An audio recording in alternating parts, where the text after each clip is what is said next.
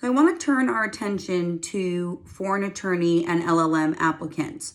We receive at least 25 to 30% of our applicant pool every year now with a background in an international license or an LLM degree. And these applicants, and if I'm speaking to you, if you are one of them, definitely require a lot of individualized attention, customization, and really a lot of hand-holding to make sure that their needs are met. I don't recommend, and if you've watched any of my previous videos on foreign trained attorneys or LLM applicants, a cramming type of bar review for you or something like commercial bar prep, it tends to really be quite overwhelming. Keep in mind that you haven't been trained on, number one, a lot of law, especially California specific law, like in areas of civil procedure and evidence and professional responsibility, agency partnership, corporations, and the list goes on. And also the writing style and technique is super different, very different here than in a lot of other countries. So I always recommend for foreign trained applicants and LLM applicants to get a really good head start on their preparation. I am getting at least 2 to 4 foreign attorney inquiries per day. So I thought it'd be great to make a video targeting what's going on and what I recommend right now. I'm not going to really address all of the noise around the exam right now. We're just going to focus on what the preparation should be. And of course, as any changes happen with the California bar, we always pivot and I'm always guiding you accordingly. But number one, if you are planning on taking the California bar exam as a foreign applicant, you want to make sure that you gain certification from the California State Bar. If you call our office, and I'll post the information below, my office executor, Richard Morales, he's really well trained at this point to guide foreign attorneys on how to get that approval or if you would qualify. And we don't need to wait on a consultation to get that approval, although it does help for your strategy. But it is something that you want to get the ball rolling on because the state bar is quite backed up and it may take some time for you to gain your admission or your certification to be able to be approved to sit for the California bar exam. So that's step number one. Step number two then is choosing how you're going to prepare. So right now we have enrollment going on for February 2026. For foreign applicants or LLM, I'm very hesitant to enroll first-time takers in this category in just a 2-3 month course because there's so much legwork and foundational work that needs to be done primarily on your law and memorization and connectivity with all the areas of law. We have 15 areas of law that are tested. So first and foremost, July 25 will not completely off the table for my foreign applicants. I would really recommend, if you've never taken the California bar, to wait until February 26, unless maybe you have a really open schedule, you're not working, and can devote the next 3-4 months to just bar prep. But we can talk about that more in a consult. For everyone else, I would recommend the upcoming February 26. And it seems like it's far away, but the months do go by quickly. We have a start date coming up April 1st. It is super hot, meaning a lot of applicants want to get started on that date. So it is quite limited. I would book a consultation with me. You can email me at cabarstyle@yahoo.com.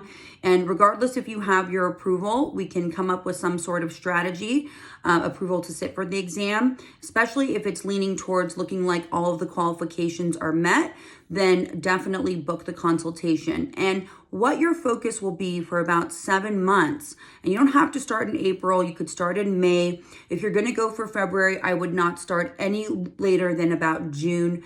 July is even pushing it because you want to be able in the early bar prep months to cover as much law as possible. Remember, a lot of these subjects you have not been exposed to. So it's kind of like going to law school in your bar review. Now it's streamlined and it can be really focused in on what gets tested on the multiple choice and essays, but it still is a lot of law. So you don't want to cram it. You want to give yourself time. So I'll customize the schedule.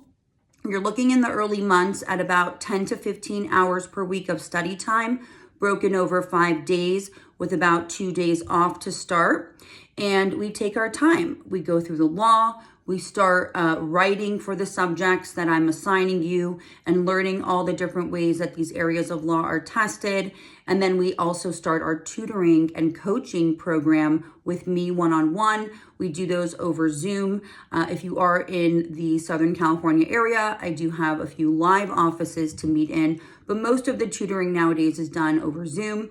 And that's where I'm giving you clarity on where you stand. And with my foreign applicants, LLM applicants, we're working really heavily on structure of your essays and understanding what IRAC is here. It's a format that they really love in California on the bar, as well as the performance test approach. So we get started on that and have you start writing performance tests and your preliminary multiple choice data. So there is a progression in your schedule. We don't do everything at once. It's very methodical and very strategic. We take our time, but that's why it's so important to get started, because you'll find that it takes about maybe 2-3 months even to get a flow going and a stamina build so that you really feel like you know kind of what you're doing.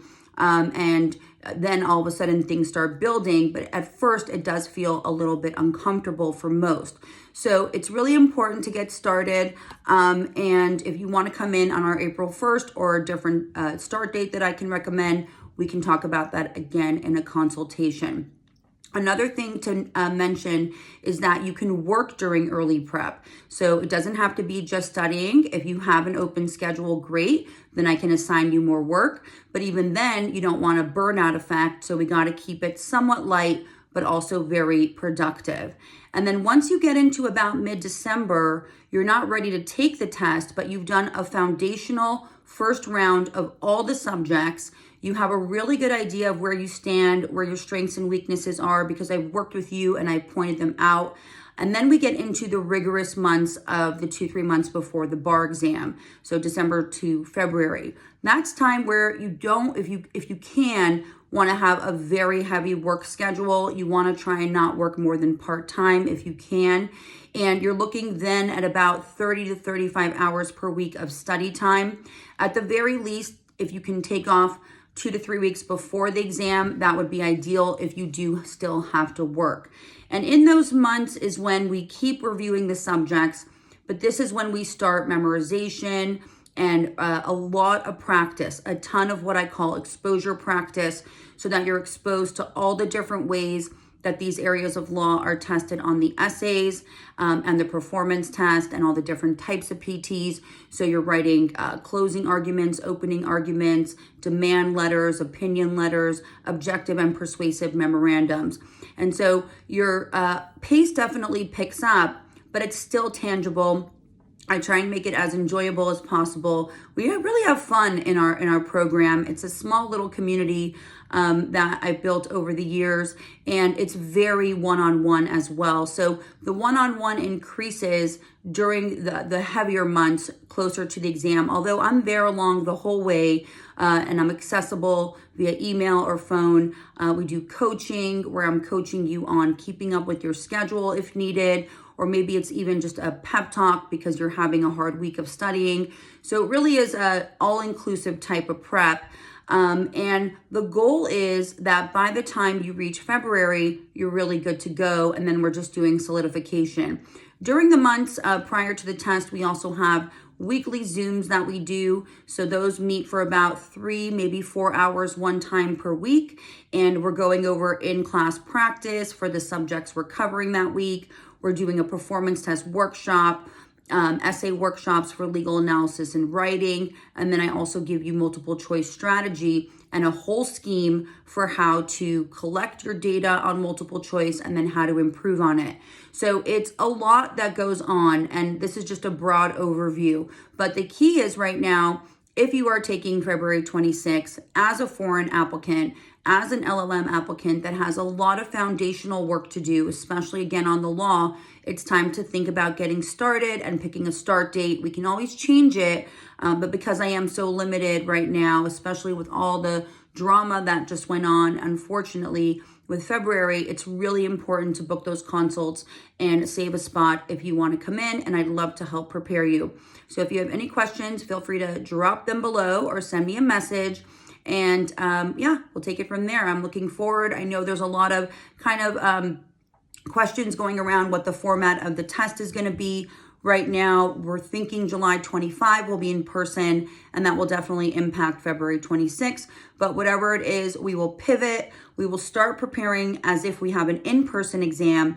And if we need to pivot back to a remote preparation, we will, and have all the tools to do so. So yeah, I look forward to speaking with you all, and have a beautiful day.